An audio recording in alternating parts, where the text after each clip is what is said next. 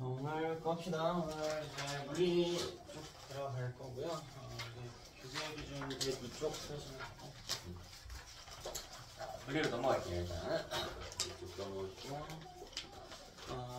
오늘 두 가지 파트 할 건데 이제 첫 파트는 해양에너지 핵융합 과정이고 어려운 내용 없고요. 금방 마무리 될 거고 두 번째가 메인 내용인데 전자기유도라고 해서 조금 익숙할 거예요. 전자기유도 이제 중3 때 한번 다루고요. 6단원에서 에너지 하면서 한번 다루고 이제 고2에서 변별력 있는 메인 파트로 나오고요. 2학년 물리과학에서도 다시 재출제되는 교육과정에서 3번 연속으로 출제되는 파트입니다. 그러다 보니 이제 레벨별로 학년별로 난이도가 다를 수밖에 없는데 고1이면 이제 학교 시험이 고1 수준에 맞춰서 나오면 좋겠는데 학교 쌤들이 그러지 않겠죠. 2학년 내용까지 막 가져와서 끌어다가 쓰시기 때문에 여러분이 꽤 난이도를 높게 학습하셔야 되는 부분이고 따라서 우리는 아직은 이제 개념반이기 때문에 완전 어렵게 가지는 않을 거예요. 근데 기본적으로 난이도가 있는 파트고요. 우린 지금은 기본 난이도 할 거니까 처음 이제 쉬운 개념으로 제가 접근을 하기는 할 건데 여러분이 계속 반복해서 기본 개념 내용 듣고 또 심화 내용으로 또 듣고 문제풀이도 하고 반복해야만 하는 파트가 오늘 들어갑니다. 조금 어렵긴 할 거예요. 일단 맛보기로 앞부분에 태양에너지라고 하는 파트에 대해서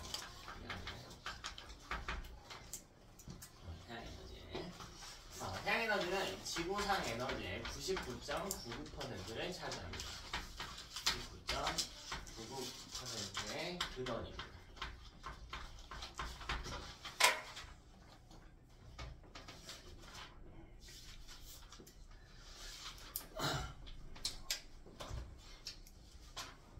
굉장히 많은 양의 에너지를 주고 있고요. 사실 태양이 만드는 에너지는 우리 생각보다 커서 태양이 멀리 있으면 여기서 에너지를 만들겠지. 여기 지구가 이렇게 있겠죠. 그럼 태양이 지구 쪽으로 사실 에너지를 쏘는 게 아니지. 사실 여기저기 이렇게 쏘는 거잖아. 그치? 그러면 태양이 내보낸 에너지의 극히 일부만 도달할 거 아닙니까? 이 비율이 얼마나 되냐면 20억 분의 1 정도예요. 태양이 만든 에너지의 20억 분의 1 정도가 지구에 도착하거든? 근데 지구는 그거 갖고 먹고 산다는 거야. 어떤 느낌인지 알겠죠?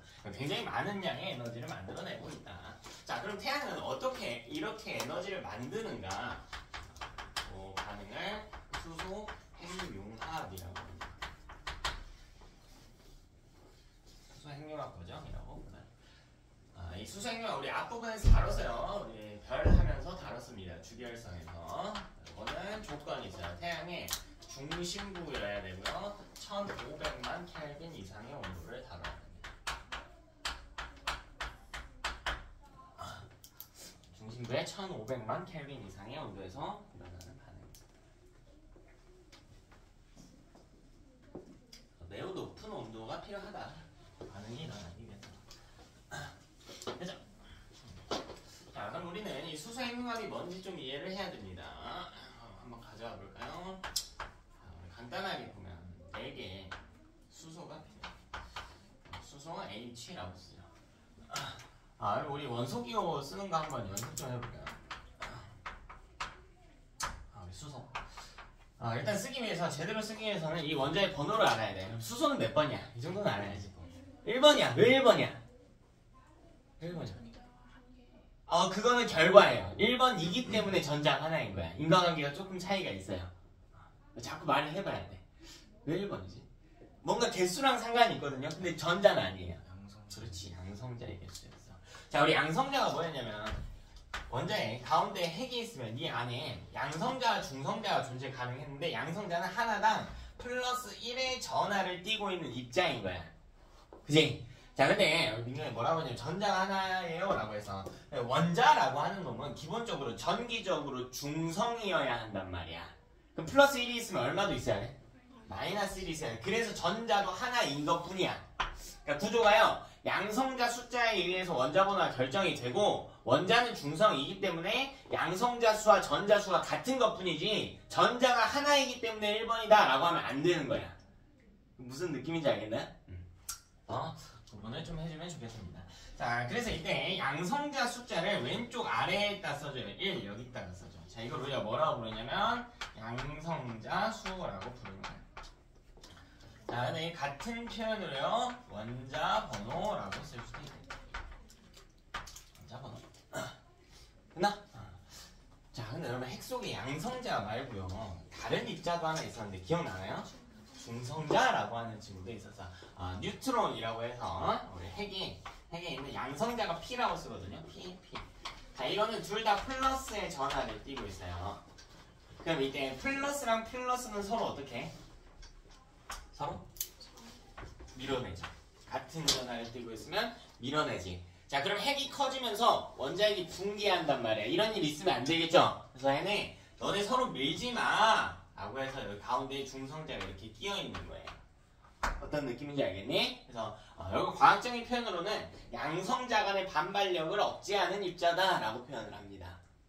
됐니? 자, 근데 수소는 보통 중성자 개수는 그럼 몇 개 있어야 되는데요. 보통 양성자랑 동일하게 있어요. 조금 많아도 되고 조금 적어도 돼.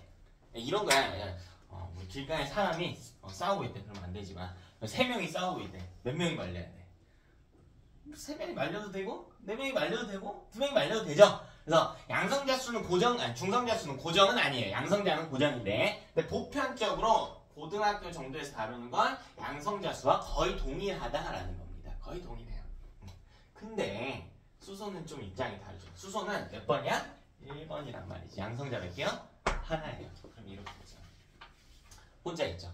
그럼 서로 밀어낼 게 있어 없어? 없죠. 그럼 중성자의 의미가 있습니까? 아니, 없지. 그래서 중성자가 없어요. 어떤 느낌인지 알겠니? 자, 우리 이걸 표시해 줄 거야. 어디다가 표시하냐면 왼쪽 위에다가 표시할 거야. 자, 뭐라고 쓸까요? 1이라고 쓸 거야. 자, 얘는 뭐냐면 질량수라고 쓰는 거지. 질량수. 자, 질량수는 뭐냐면요 양성자 수 더하기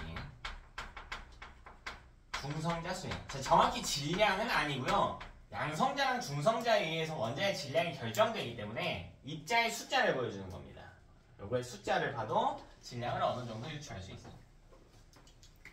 근데 보면 질량수가 지금 1이잖아. 양성자 수는 하나라니까요. 그 중성자 수는 얼마라는 이야기야? 0이라는 이야기야. 단순한 덧셈 계산 문제가 되는 거겠죠. 그래서 4개의 1이라고 하는 수소가 등장합니다. 자, 근데요, 이름을 보면요, 융합의 때, 이 핵들이요, 막 합쳐져 가지고요, 더 큰 입자로 바뀌었다는 거야. 그래서 누가 되냐면, 원자번호 2번의 헬륨으로 변합니다. 원자번호 2번의 헬륨으로 변해요.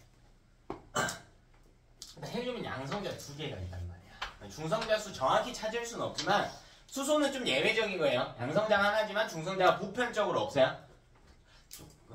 눈동자 보니까 잘 따라오는 것 같은데 조금만 실망해볼까? 네, 그럼 수소가 중성자가 있으면 안 될까? 있어도 상관은 없지. 실제로 있는 애들이 있어요. 이렇게 생긴 수소가 있어. 그럼 얘는 일반적인 수소보다 가벼울까 무거울까? 무겁죠. 하나 더 있는 거니까. 얘를 중수소라고 그래. 무거울 중자 써서.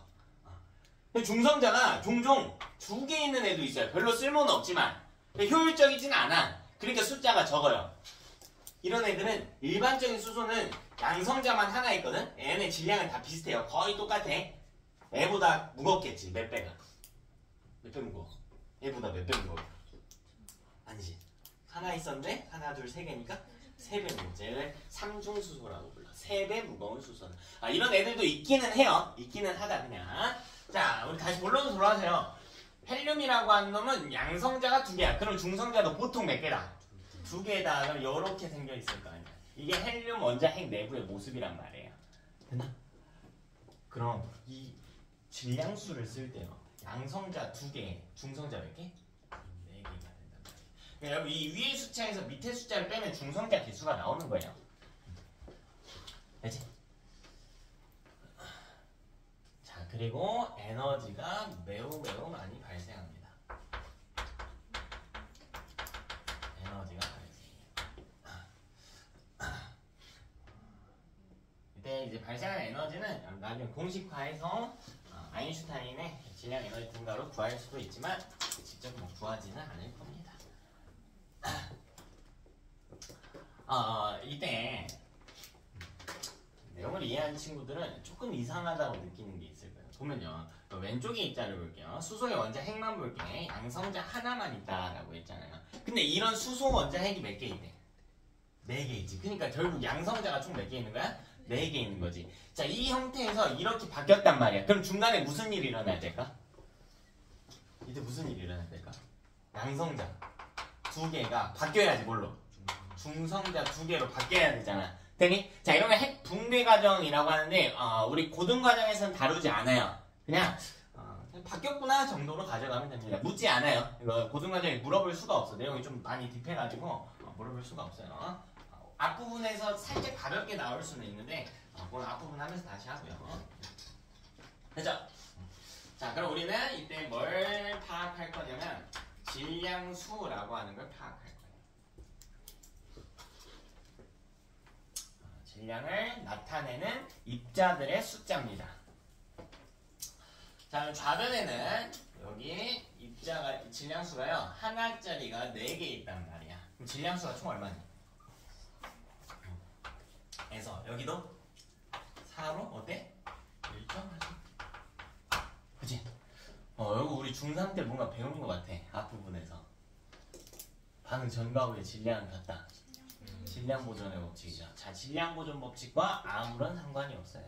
다시 아무런 상관이 없어. 그럼 어차피 보존된 거 아닌가요? 아니야 얘들아. 질량과 질량수는 아예 달라. 이 질량수라고 하는 개념을 이해해야 돼요. 질량수는 질량이 아니야. 질량을 나타내는 입자의 숫자인 거예요. 양성자와 중성자의 합이 몇 개냐를 보여주는 것 뿐이야. 되니? 그럼 이때 실제 질량을 놓고 볼까요? 자, 이건요 보통 4.03이에요. 4개가 모이면 숫자를 외울 필요는 없어요. 숫자를 외울 필요는 없어. 자, 근데 이게 헬륨 핵이 되면요 4.008. 즉 이때 무슨 일이 일어나냐면 질량이 감소하는 현상이 일어나요. 그러니까 오히려 질량 보존 법칙은 성립을 했니 안 했니? 안 했죠. 안 했어요. 그럼 라부아제가 틀렸을까? 과학에서 법칙이라는 표현은요 힘이 굉장히 세요. 예외가 거의 없다시피 하는 게 법칙이라는 표현이야. 비슷한 표현로 여러분 좀 약한 표현들은 가설이라고 하는 표현이 있어. 이거는 조금 근거가 약할 수 있어. 네? 법칙은 굉장히 센 표현이야. 자, 우리 이걸 어디서 배웠냐면 단원명을 기억하면요 화학 반응의 규칙이라고 되어 있어요. 이건 화학 반응이 아니에요. 이건 핵 반응이라고 불러. 둘은 달라요. 그러니까 성립하지도 않고요. 성립할 필요도 없어. 라부아제가 틀린 것도 아니야. 라부아제가 한 질량 보존 법칙은 핵 반응에 대한 이야기 자체가 아닌 거거든. 자, 그럼 이때 우리 꼭 기억해야 될 게 무슨 일이 있었냐면 질량이 어떻게 됐다고? 감소했다. 질량수는 일정하되 질량은 감소했다. 자, 그럼 이때 우리는 감소한 질량을 뭐라고 부르기로 했냐면 질량 결손이라고 부르기로 합니다. 질량 결손이라고 부르기로 해요. 이게 어디로 갔냐라는 거야. 이게 어디로 갔냐? 자, 이건 에너지로 전환이 되었습니다. 핵융합의 제일 중요한 파트는 요거예요. 제일 중요한 파트는.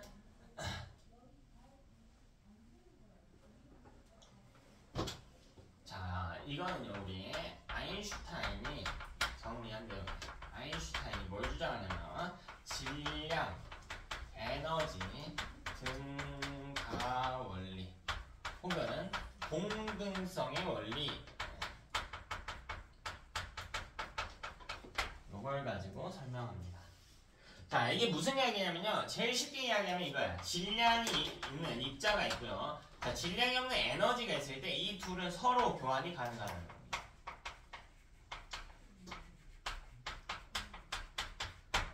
서로 교환이 가능하다. 물론 우리가 통과해서 다루는 건 위에서 다룬 건 질량을 에너지로 바꿨니? 에너지를 질량으로 바꿨니? 질량을 에너지로 바꿨어요. 근데 에너지를 가지고 질량을 만들어낼 수도 있대. 에너지를 가지고 질량을 만들 수도 있대. 그 사례는 고등과정에서는 크게 다루진 않지만 서로 교환이 가능합니다. 우주 초기에 그런 일들이 많이 있었어요. 쌍생성, 쌍소멸 같은 현상들이 있었습니다.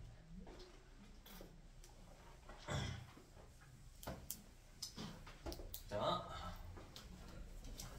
이렇게 놓고요. 좀 디테일하게 계속 보면 좋은데 전에 한번 다룬 내용이기도 하고 뒷부분이 좀 바빠서 나머지 예시 정말 중요한데요. 시험에서는 중요한데 오늘은 시간이 없어가지고 책에 있는 걸로 좀 볼게요. 자, 102페이지 한번 볼게요. 102페이지. 자, 뭐라고 되어있나 봅시다. 자, 태양 에너지는 다른 밑에 태양 에너지의 전환과 흐름이라고 해서 되어 있는 부분. 자, 태양 에너지는 다른 에너지로 전환되기도 하고요. 이 전환된 후에 또 다른 에너지로 전환이 될 수도 있고 뭐 여러가지 에너지의 순환을 일으키기도 한다라고 되어 있습니다. 자, 무슨 말인지 한번 봅시다. 자, 바람이라고 하는 현상을 한번 보자는데 바람. 자, 바람은 뭘 이야기하냐면요. 공기의 수평적 흐름을 지칭해요. 자, 이게 왜 일어나냐는 거야. 자연적으로 왜 일어나냐. 자, 땅이 있는데요. 여기가요. 공기가 이렇게 있다고 합시다. 왼쪽과 오른쪽에. 자, 근데요. 왼쪽이 조금 더 가열이 많이 됐다라고 해볼게. 그럼 가열된 공기는 어디로 향하니? 위로 향하죠. 밀도가 낮아지기 때문에. 그럼 여기가 B잖아요. 그치? 자, 입자는요. 존재하는 입자들은 퍼지려고 하는 성질을 가져. 조금 정확하게 이야기하면 농도를 맞추려고 하는 성질을 가져. 이걸 뭐라 그래요? 두죠. 기압은 공기압이래요. 자, 여러분 제가 여기서 뭐 향수를 한번 딱 뿌렸다고 해볼까요? 여름 쪽으로 냄새가 퍼지겠지. 이거 뭐라고 불러요? 확산이라고 부르죠. 확산. 그치? 여기가 B니까 오른쪽에 있던 애가 이렇게 온단 말이야. 이걸 우리가 뭐라고 부르냐면 바람이라고 부르는 거야. 그럼 공기가 위로 가는 건 바람이라고 안 불러. 이건 뭐라고 부를까? 상승기류, 하강기류. 이걸 두 글자로 동시에 지칭하는 표현이 있어. 너네 다 배웠어요. 대류라고 불러.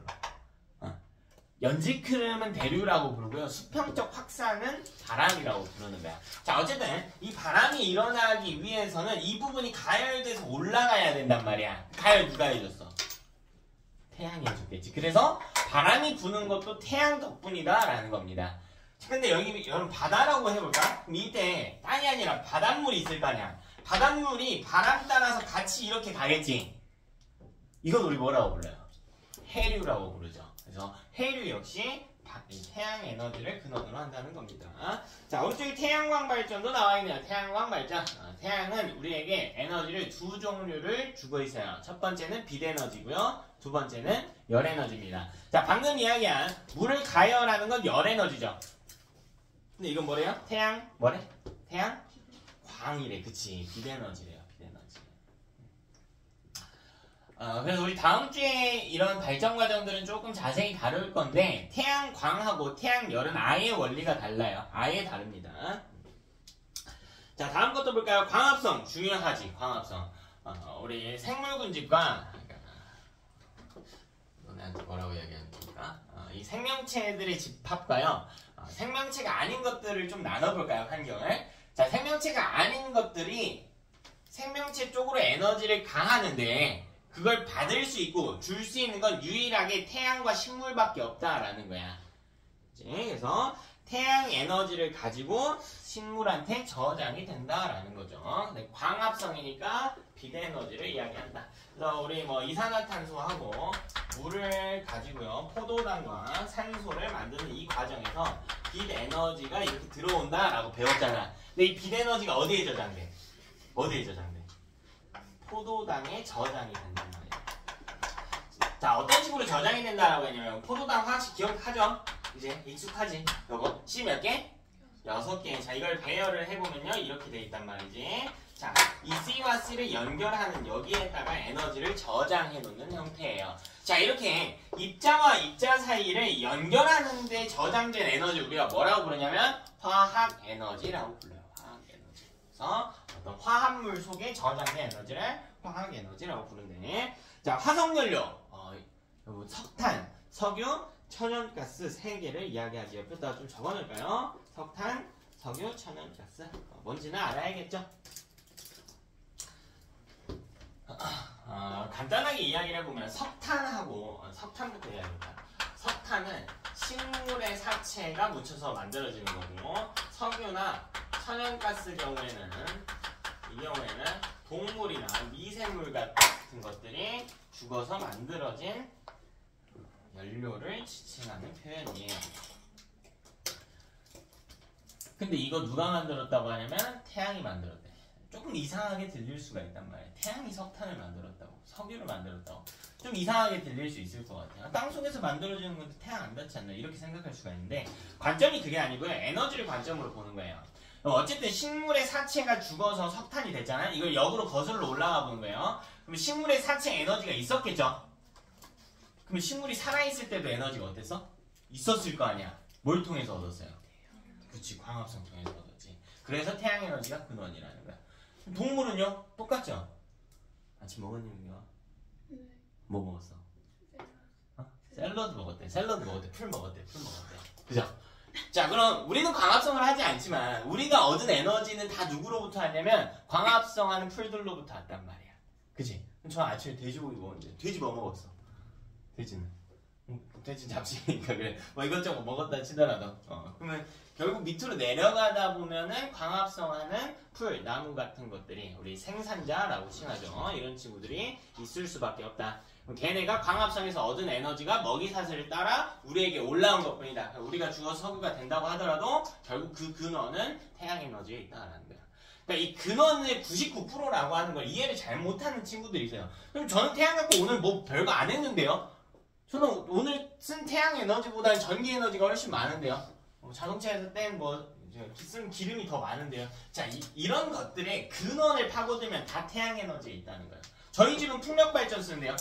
우리 풍력발전 뭐 하는 거야? 바람으로 돌리는 거야. 바람 누구 때문이라고? 태양 에너지 때문에. 그러니까 근원이 태양에 있다는 이야기가 되는 거야. 되니? 자, 다음 오른쪽으로 넘어가서 볼게요. 태양 에너지의 흐름이라고 되어 있네요. 자, 흐름 동그라미 해놓고 옆에 뭐라고 적어놓냐면 순환 X 이렇게 적어놓으세요. 자, 태양 에너지는 순환하지 않아요. 순환할 수 없습니다. 그치? 한쪽 방향으로 흐르기만 하다. 자, 그 과정에서 물이나 탄소를 순환시킬 수 있대.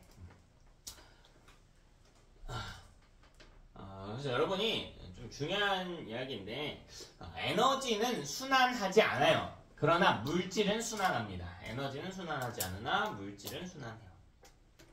물이나 탄소 순환에 태양 에너지가 이용될 수 있대. 자, 어떻게 순환하는지 한번 봅시다. 자, 물을요 지구상에서 순환시켜보자 라는 거야. 첫 번째로 이런 게 있을 거야. 바다에 있던 물이 있겠죠. 바다에 있던 물이 있을 거야. 자, 여기 있던 물을요 공기 중으로 올려줄 거예요. 지금 뭐 하는 거야? 증발하는 거야. 이거 누가 해준다고? 누가 해준다고? 태양이 해준다고. 그치? 그럼 얘가 올라와가지고 뭐 연결이 됐다라고 해볼까요? 그럼 구름으로 자리 잡고 있겠지. 그럼 이게 대기 중으로 올라왔으면 다시 이렇게 떨어뜨려줘야 될 거 아니야. 그치? 우리 그 전에 이제 물질순환 파트에서 했어요. 그래서 비나 눈의 형태로 떨어뜨리게 될 것이고, 뭐 그러면 여기 또 육지가 있으면 또 바다로 들어가기도 할 것이고, 자, 이런 이야기 하는 거예요. 근데 결국 이런 순환의 시초가 다 어디에 있냐면 시초가 이 증발에 있었다는 거예요. 태양 에너지 덕분에. 자, 오로지 탄소도 마찬가지입니다. 이거는 나중에 생명과학에서 자세하게 다루는 내용인데, 대기 중에 이산화탄소를요 식물체 몸 쪽으로 이동시켜준대. 자, 이 과정을 우리가 광합성이라고 부르고, 역시 근원은 태양에 있다. 그리고 그런 식물들이 죽으면 화석연료가 된다라고 되어 있죠. 화석연료도 탄소가 메인인 물질이에요. 탄소와 수소로 이루어진 물질입니다. 이런 게 있다. 한번 여러분 읽어보시고, 자, 밑에 박스 쳐져 있는 거 있지? 이거는 별표 하나만 해놓을게요. 여러분이 조금 외워봅시다. 됐죠? 태양 에너지는 이 정도로 하고요. 메인 내용으로 좀 갑시다. 자,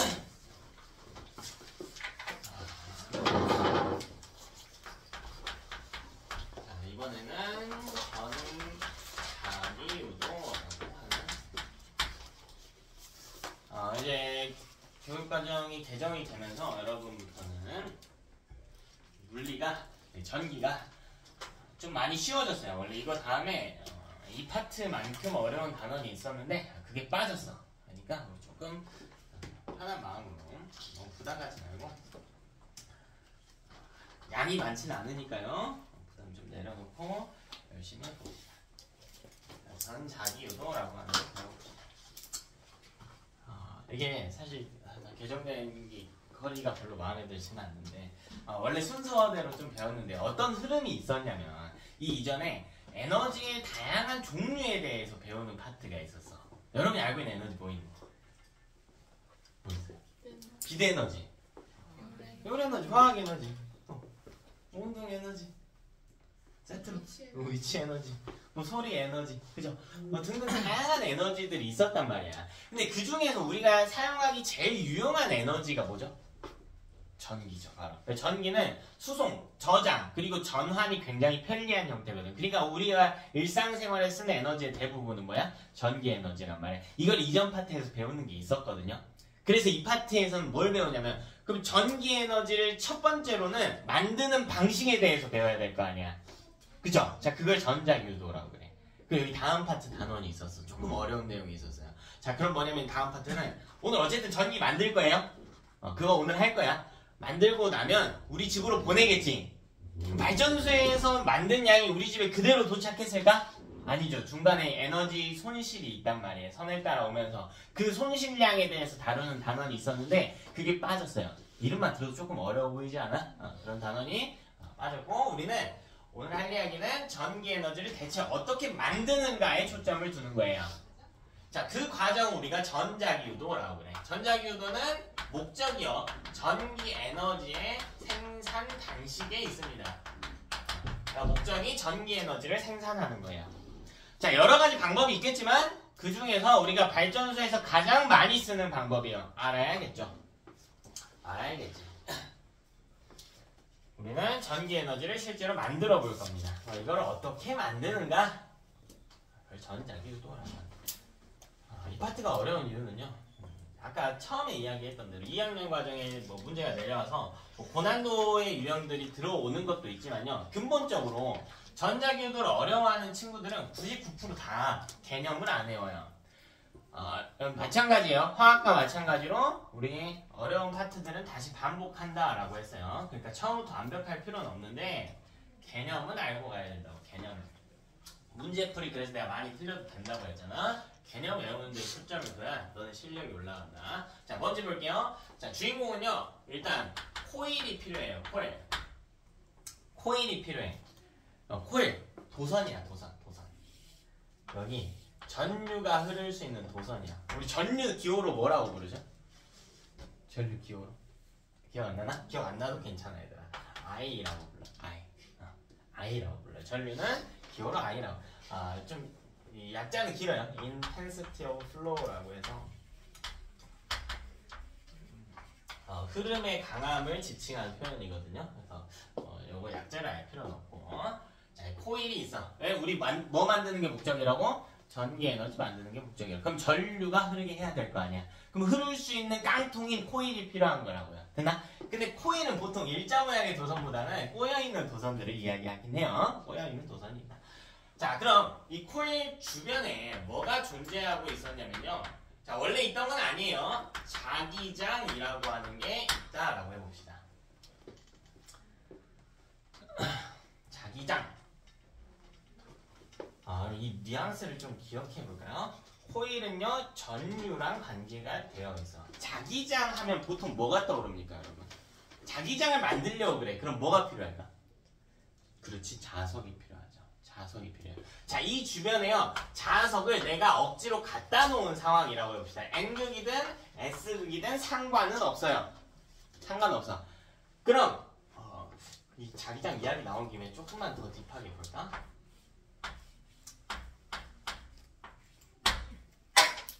자기장은 자석 주변에서 계속 만들어지고 있죠. 새롭게 만들어져. 어느 극에서 어느 극으로 향하게 만들어집니까? N에서 S. 혹시 또 다르게 말해줄 친구 있나요? 이 부분들을 여러분이 이상한 게 아니고요. 좀 강조가 좀 덜 되는 것 같아요. 여기 N에서 S라고 하면 혼동이 될 수가 있어. 자, 정확한 표현을 알려드릴게요. N극에서 나와서 S극으로 들어가요. 같은 표현 아닌가요? 아니야. 왜 아니냐면 이걸 자기장은 패곡선의 형태예요. 이렇게 이동하거든. 이렇게 닫힌 곡선의 형태예요. 그럼 자석 내부에서는 어떤 극에서 어떤 극으로 향하니? S에서 N으로 향하지. 만약 그냥 N에서 S라고 하면 사실 표현을 어떻게 해야 되냐면 N에서 S라고 하면 이렇게 가가지고 이렇게 돈다가 돼. 그럼 S에서 나와서 N극으로 들어가는 것처럼 보이죠. 이게 아니라는 거야. 무슨 말인지 알겠어? N에서 S라고 하지 말고 우리가 그래도 과학 공부를 조금 신경 써서 하고 있다 라는 느낌을 주려면 N에서 나와서 S로 가야 된다라는 거야. 과학은 사실 표현이 굉장히 중요해요. 뭉뚱그리 아는 것보다 표현이 굉장히 중요합니다. 자, 어쨌든요. 자, 이런 자기장이 있었대. 근데요, 이 자기장이 뭐 할 거냐면요, 변화합니다. 아무튼 제가 계속 강조해서 이야기를 할 건데요. 자, 주인공은 코일이에요. 자, 코일은요, 자기 주변에 자석이 있을 때 이 자기장을 좋아하지도 않고 싫어하지도 않아요. 되니? 다시 얘들아, 코일은 자기장 좋아한다고 싫어한다고? 둘 다 아니라고요. 근데 뭘 싫어하냐면 자기장이 변화하는 걸 싫어해. 그럼 볼게. 만약 자석이 코일 쪽으로 가깝게 다가왔다고 해볼게. 그럼 코일은 자기장하고 지금 안 닿아있죠? 근데 얘가 다가오면 자기장과 닿게 되겠지? 자석이 자기 쪽으로 오면 코일이 받는 자기장이 증가한다 라고 할까요, 이걸? 이거 좋다고 싫다고? 싫어요. 왜요? 뭘 싫어하니까? 변화를 싫어하기 때문이야. 그럼 코일이 자석한테 요청할 거야. 뭐라고? 좀 오지 마 라고 요청할 거야. 얘들이 너 자꾸 돌아다니니까 자기장이 변화하잖아. 그러니까 가만히 있어 라고 하는 거야. 반대로 생각해볼까요? 그럼 자석이 멀어져 볼까? 자, 코일은 이거 좋아할까 싫어할까? 싫어하죠. 왜? 뭐하니까? 변화하니까. 그럼 얘 또 뭐라 그래? 아, 좀 가지 마. 그 친구들이 가장 많이 오해하는 게 이거야. 자기장이라는 표현 굉장히 많이 쓸 건데 자기장을 좋아하고 싫어하고의 문제가 아니라요. 자기장이 변화하는 걸 싫어한다라는 거야. 그럼 이 변화를 싫어요. 변화를 싫어. 그럼 이 변화를 방해하려고 하겠죠.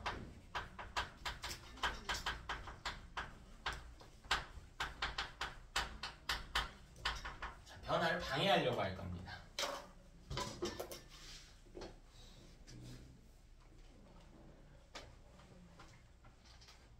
그럼 이걸 어떻게 방해하냐라는 거야. 이걸 이해하면 돼요. 개념 과정이니까요. 자, 여러분이 이해하기 제일 쉬운 형태로 설명을 해드릴게. 근데 심화 과정에서 정확한 원리도 받아들이셔야 돼요. 그때 가서 또 배워야 돼. 우리 처음이니까.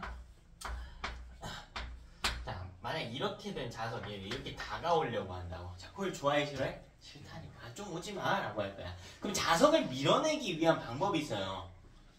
극을 만들면 되지. 이 자석이 이렇게 다가올 때 애를 밀어내려면 자석과 가까운 이 부분에 무슨 극을 만들면 돼? N극을 만들어버리면 돼. 어떻게 만드는지는 그 다음에 이야기고 만약 만들 수 있다면 실제로 만들 수 있거든요. 만들 수 있다면 밀어낼 수 있게 된다. 근데요, 극이라고 하는 것은 항상 이걸 자극이라고 하는데 N극이 있으면 S극도 필연적으로 같이 발생하게 되어 있어. 반대쪽에요. 그럼 여기가 N극이 되면 여기는 무슨 극이 된다는 이야기야? S극이 된다는 이야기야. 그럼 가운데 있는 코일이 마치 뭐처럼 생겨져 버렸니? 자석처럼 생겨버렸죠. 그치? 애가 극을 만들게 된다는 거야. 근데 자석처럼 생기면 다시 극을 만들었다는 건 무슨 표현과 같냐면요. 지도 자기장을 만든다는 표현과 같아요. 이해됐어? 이렇게 자기도 자기장을 만들어낸다라는 표현이 되겠습니다. 그래서요, 코일이 지가 극을 만들어요. 이 변화를 방해하려고 코일이 새로운 극을 만들어냅니다. 원래는 없던. 근데 극이라는 표현보다는 오늘 자기장이라는 표현으로 많이 쓸 거라고. 자기장. 새로운 자기장을 만들 겁니다. 자, 그럼 여러분 지금 자기장이 몇 종류가 나왔을까? 이해해야 돼. 몇 종류가 나왔습니까? 두 종류죠. 첫 번째, 원래 있던 자석의 자기장. 그리고 누가 만들어낸? 코일이 이 변화를 막기 위해 지가 만들어낸 자기장. 두 종류. 이걸 구분해야 돼. 자, 이 포인트는요. 주변 자기장이라고 하는 첫 번째 표현. 그리고 여기 두 번째 새로운 자기장. 그리고 또 중요한 표현이 변화. 변화라는 표현이 신표현입니다.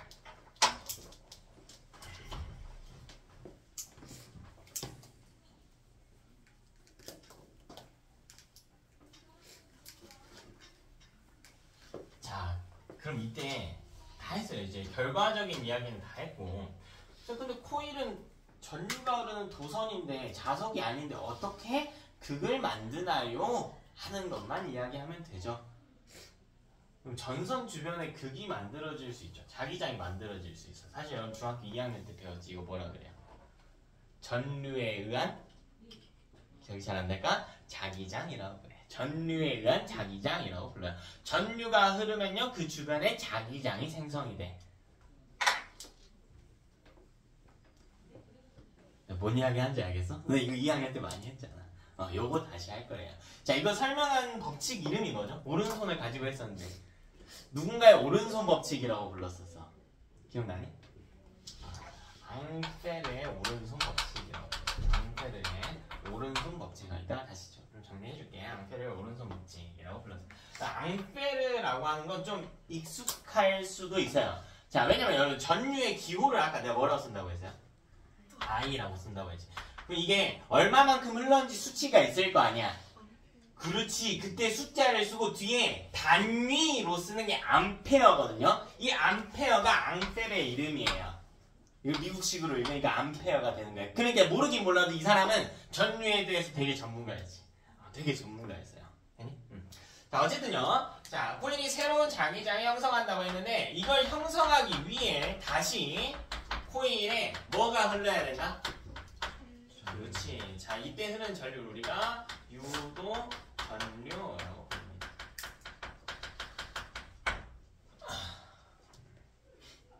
자, 오늘 할 이야기는 요거예요.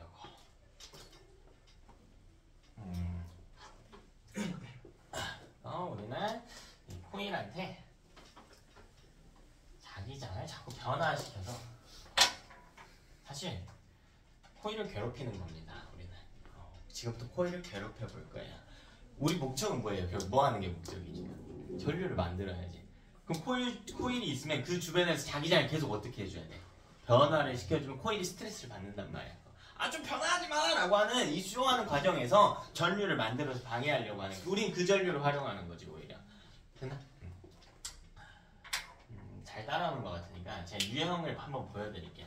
자기장은요 그냥 이 정도로 생각을 해볼까요? 그냥 어떤 유형이 있는지 우리가 다 배우진 않을 거지만 4가지 유형을 잘 보여드릴게요. 선풍기 정도로 생각을 해볼게요. 자, 이 선풍기에 바람이 분다라고 해볼게요. 바람이 쭉 하고 불어요. 자, 내가 여기 서 있어. 자, 이 바람이 이제 자기장이에요. 사람을 그냥 코일 정도로 비유합시다. 자, 나는 이 바람을 좋아할까요? 싫어할까요?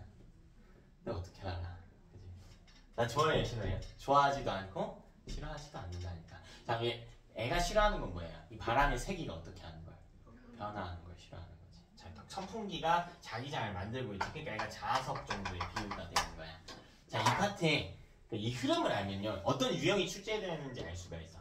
어쨌든 우리는 이 사람한테 스트레스를 줄 거야. 바람 세기를 어떻게 해서? 변화시켜서. 자, 첫 번째 방법은 뭐가 있냐면 선풍기를 잡고 움직여. 그러니까 선풍기가 뭐에 비유되는 거야? 자석에 비유되는. 자석을 움직여요. 코일 주변에. 그럼 코일 짜증 난단 말이지. 됐나? 자, 두 번째는 조금 이상하게 들릴 수가 있는데 뭘 할 거냐면요. 애를 돌려. 이렇게 돌려요. 물고 남으세요. 물고 남으세요. 이렇게 돌려. 봐라. 애가 선풍기 밑에 누워있을 때랑 옆에 서 있을 때랑 언제 자기장을 바람을 많이 받을까? 서 있을 때죠. 이렇게 받게 되니까 수직으로 받을 때 제일 세게 받는단 말이야.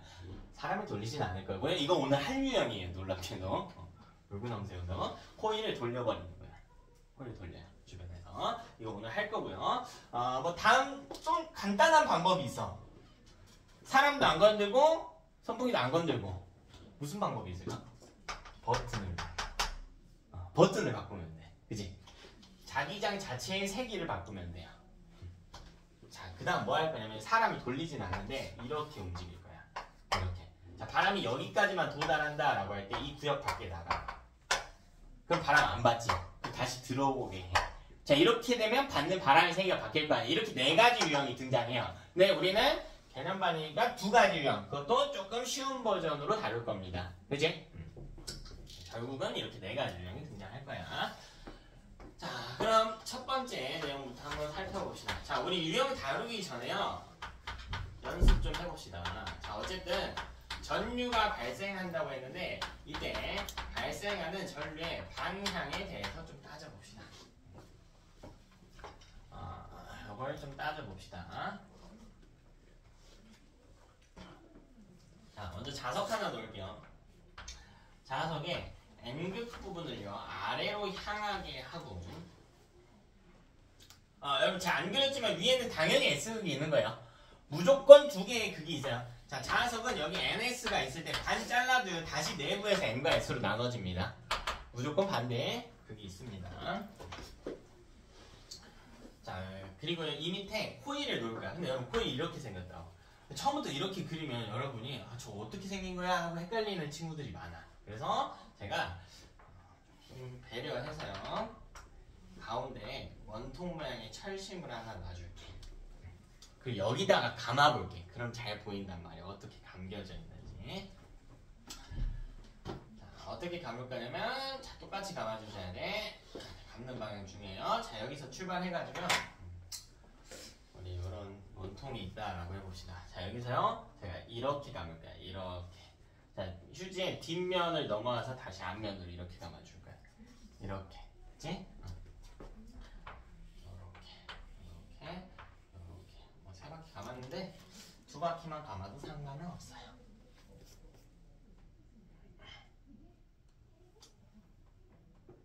자, 그럼 뭘 할 거냐면 자석을 아래로 이동시킬 겁니다.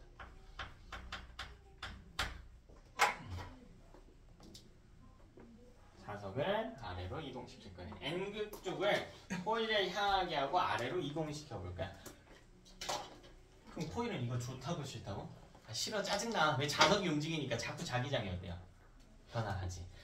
자, 좀 정확하게 이야기해볼까? 그럼 코일이 받는 자기장의 세기가 점차 어떻게 될까? 세지겠죠. 왜 자석이 어떻게 되고 있으니까? 다가오고 있으니까. 싫다 이거예요. 싫어. 아까보다 세졌잖아. 싫어.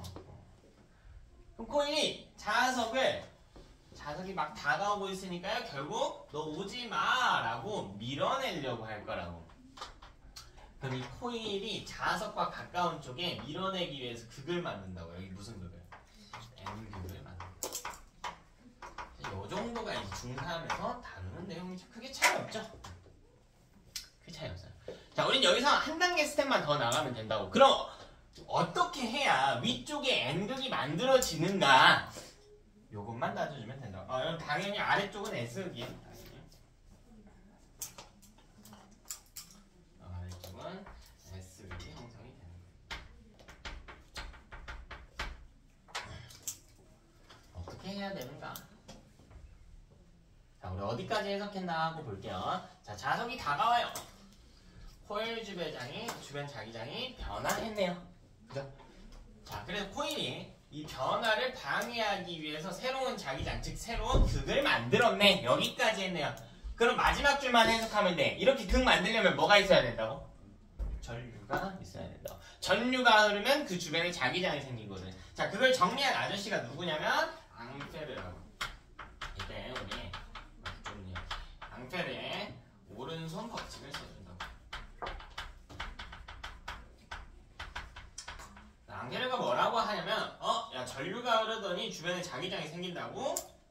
이거 찾아낸 사람은 아니에요. 찾아낸 사람 이제 웰스테드라고 따로 있는데 정리한 아저씨입니다. 자, 앙페르가 뭐라고 하냐면 야, 이거 내가 쉽게 하는 법 찾았어. 오른손 엄지가 가리키는 방향은 자기장의 방향이야 라고 이야기를 해요. 자기장의 방향이야 라고 이야기를 해요.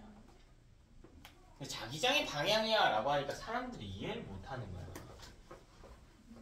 왜 이해를 못하냐면 다시 볼게. 그냥 자석으로 놓을게요. 자기장 자체는 똑같으니까 자기장이 무슨 극에서 나와서? N극에서 나와서 어디로? S극으로 들어가잖아요. 이렇게 된단 말이야. 그치? 근데 이게 정확히는 조금만 수정할게. 미안미안. 여기 내부, 코일 내부 자기장. 이 내부라는 표현 내가 빼먹었네. 중요한데.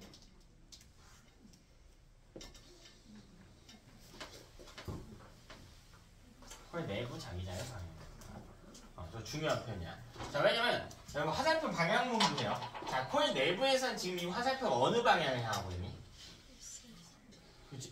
SSN. 그냥 우리 동서남북으로 표시하면 왼쪽을 향하고 있어요. 여기서는요? 오른쪽을 향하고 있어. 그러니까 구분해줘야 돼요. 구분해줘야 돼. 됐나? 근데 이걸 사람들이 자꾸 어렵다고 그래. 아니, 저 무슨 말이야 하는데 아니, 강표래가 뭐라고 하냐면 자기장은 N에서 나와서 S로 간다니까? 그럼 내부에서는 무슨 극에서 무슨 극으로? S에서 N으로 간다. 그 S극에서 N극을 쳐다보게 엄지를 배치하라고요. 이렇게 배치하라는 이야기야. 근데 다시 봐봐. 코일 내부에서 자기장은 무슨 극에서 무슨 극으로 가? S에서 N극으로 가지. 그런데 엄지 출발점과 끝점이 있을 거 아니야. 끝점에는 항상 무슨 극이 있겠니? N극이 있을 거라는 거야. 이걸 중학교 2학년에서는 그냥 이렇게 배워줘. 그래서 코일 내부 자기장의 방향인데 코일이 쉽게 이야기하면 코일이 만드는 N극을 쳐다봐라 라고 해요. 그냥 엄지를. 코일이 만드는 N극을 그냥 쳐다보게 해라. 엄지를. 자, 그럼 이런 자기장을 만들기 위해서는 전류가 흘러야 되는데 그 전류가 흘러야 되는 방향은 내 손가락으로 표시할 수 있다. 내 손가락이 바로 전류의 방향이다 라고 이야기를 합니다. 근데 아직도 못하는 친구들이 꽤 많던데 괜찮아요. 새롭게 다시 하면 되지. 내 손가락을 감기는 방향을 전류의 방향으로 잡습니다. 연습해봅시다.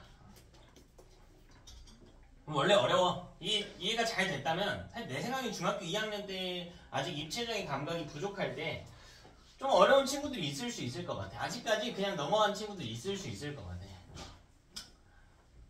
괜찮아. 안 되면 또 해보면 되지. 자, 우리 해보자고요. 오른손 법칙에 의하면 엄지로요 코일 내부 자기장이 향하는 방향을 차지해. 쉽게 이야기하면 코일이 만드는 무슨 극을? N극을 향한다.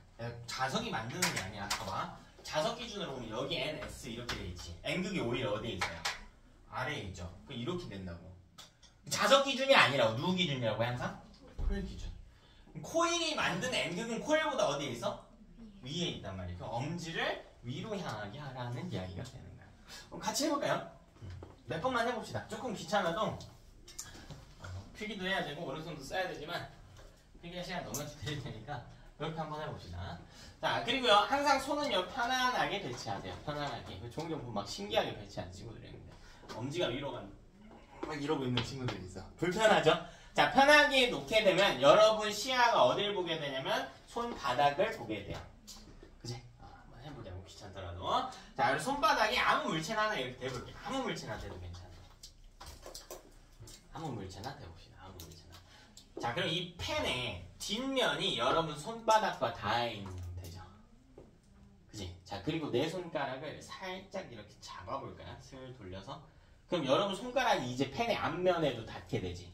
자, 이거 우리가 그냥 뒤에서 앞으로 감긴다 라고 표현할 거야. 뒤에서 앞으로 감긴다. 이 펜을 감을 때 내 손가락이 감기는 방향입니다. 자, 정확하게 그냥 앞뒤라고 하는 표현이 뭐냐면 기준이 있을 때 한 이 정도 선을 기준으로 볼까요? 여기보다 여러분과 가까우면 앞이야. 더 멀면 뒤에요. 자, 내가 엄지 위로 하고 돌려볼게. 그럼 봐봐. 뒤쪽에서 출발해서 이렇게 넘어온다는 이야기야. 이렇게. 뒤에서 앞으로. 이 방향으로 넘어온다는 거야. 여러분 헷갈리면 크게 돌려보면 돼요. 헷갈리는 친구들은 크게 돌려보세요. 자, 그럼 전류가 흐른다고요. 어쨌든. 자, 그러면 어디 보냐면요. 여기 감기지 않은 부분 이쪽을 보세요. 자, 이쪽을 봐. 자, 그럼 여기서 전류가 어쨌든 흐르겠지. 여기서 만약 아직은 접지 말고 밑으로 갔다라고 해볼까? 이렇게 쭉 내려가 볼까? 이 길 따라 가보는 거야. 전류가 이렇게 간다면 어떻게 되지? 쭉 가보면요. 요렇게 들어가겠지. 이건 앞에서 뒤로 넘어가는 거야. 앞에서 뒤로 구분이 잘 안 되나요? 자, 그럼 이걸 반대길로 보내볼까? 여기서 위로 출발시켜볼까? 그럼 이 위쪽 입구로 들어가겠지? 이건 봐봐, 방향. 전선이 이 코일의 뒷면으로 감겨져 있단 말이야. 그럼 전류도 도선 따라가면 뒤에서 앞으로 넘어오는 거라고. 내 손가락이 감기는 건 이렇게라고요. 자, 그럼 앞에서 뒤로 감는 건 어떤 모습이어야 되냐면 이렇게 감는 거야 돼. 이렇게. 그럼 엄지가 어디를 향할 수밖에 없어? 아래를 향할 수밖에 없지. 근데 우리 이 그림에서 엄지가 어디를 향해야 되는데? 위를 향해야 되는데 그 뒤에서 앞으로 이렇게 흘러야 된다고. 그래서 전류는 이쪽 방향으로 흘러요.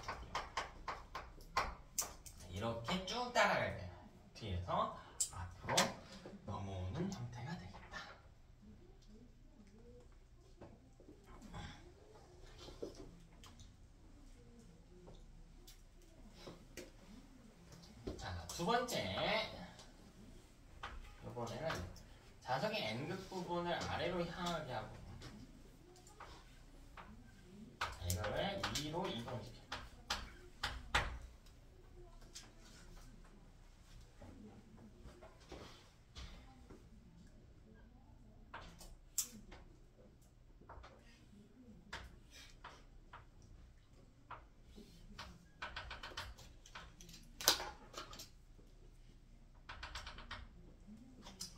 마찬가지로 빈 깡통에 보통 철심을 써줘요. 철심. 이렇게 코일을 감아봅시다. 이건 솔레노이드라고 불러요. 이렇게 철심에 코일을 감아놓은 물체를 솔레노이드라고 불러요.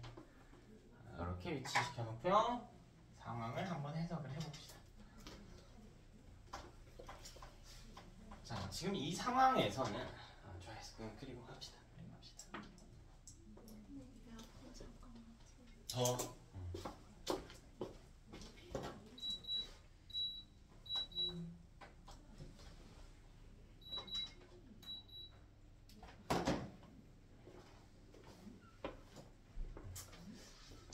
이 상황에 대해서 해석을 해보자. 코일 주변에 자석이 있었는데 이 자석이 멀어져요. 그럼 코일 입장에서는 받고 있는 자기장의 세기가 어떻게 될까? 자석이 멀어졌어. 약해졌지. 그래서 선풍기가 나로부터 멀어졌어. 내가 받고 있는 바람 세기가 약해졌다고 했죠. 이게 좋아 싫어? 싫다고. 그럼 여기에 N극이 멀어지니까 여기에 극을 만든다고요. 무슨 극을? S극을. 그러면 여기에 N극이 형성이 되겠구나. 그럼 이게 1번 유형과 좀 다르겠네요. 다르겠죠? 왜? N극이 아래를 향하게 만들어진단 말이에요. 즉 우리 엄지가 아래로 박혀야 된다고. 이렇게 박혀야 된다. 됐나? 여기서 연습을 해볼까? 자, 이렇게 놓고 돌려보면 앞에서 뒤로 넘어가는 형태가 앞에서 뒤로. 되니? 지금 보면 조금 이해력이 뛰어난 친구들이 보여주고 있는데 뭘 보여주고 있냐면 지금 여러분 제가 여기 공책에 대고 판서를 해줄 수는 없죠. 우리 시야 때문에 안 보이지. 우리가 아래로라고 하는 표현은 칠판 기준이에요. 이 면 기준으로 아래라는 뜻이 되는 거야. 근데 여러분이 들고 있는 공책은 이렇게 해놓고 잘 안 찾잖아. 그러니까 헷갈리면 처음에는 이렇게 세워놓고 찾는 걸 좀 추천드려요. 통일해가지고. 근데 실제로는 이렇게 되게 되면 종이 아랫면을 향한다는 건 여러분 몸 쪽을 향한다라는 뜻과 같게 돼요. 그치?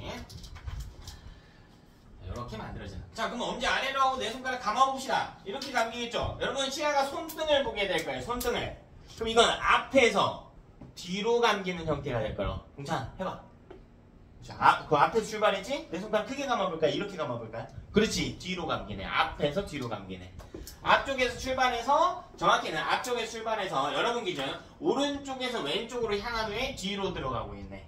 자, 이 방향을 찾으라는 거야. 그럼 전류가 이번에는 아까랑 반대 방향으로 이렇게 흘러야 된다. 전류 그냥 I라고 적을게요. 자, 둘의 방향이 반대네. 만들어진 극의 방향이 반대이기 때문에. 자, 연습 조금만 더 합시다. 충분히 연습할게요, 여러분. 충분히. 자, S극 부분 놓고요. 아래로 이동시켜 보겠다.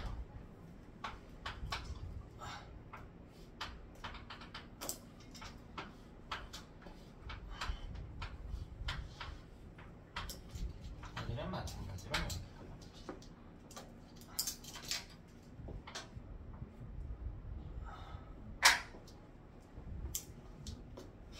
코일은 이거 좋아해? 싫어해? 싫어하죠. 생각해보면 자석도 짜증날 거야. 오면은 가라 하고 코일이, 가면은 뭐라 하고 오라 하고 막 이러고 있단 말이야. 근데 이게 코일 입장에서 당연한 거죠. 코일이 자석한테 요구하는 건 뭘까? 그렇지, 제발 가만히 있어라는 거지. 움직이지 마. 난 네가 좋지도 않고 싫지도 않아. 근데 움직이진 않았으면 좋겠어. 이거거든. 여기 위쪽에 무슨 걸 만들어?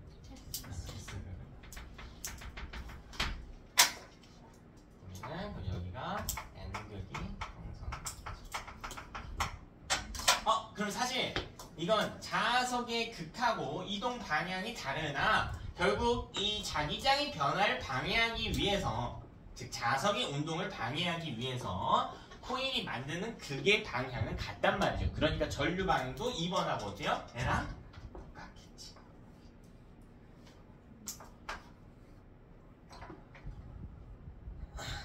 앞에서 뒤로 감기는 형태로 넘어가겠지. 몇 개만 더 봅시다. 여기는 거꾸로 할게요. S극 부분 코일과 가까이 놓고요. 위로 이동시키고. 이렇게 놓을게요.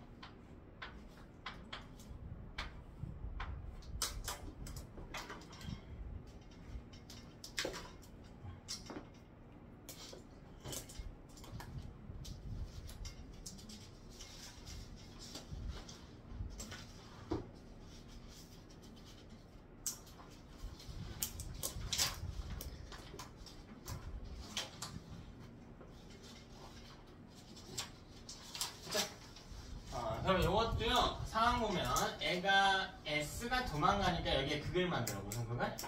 N극을 형성해. 아래쪽은요? S극을 형성해.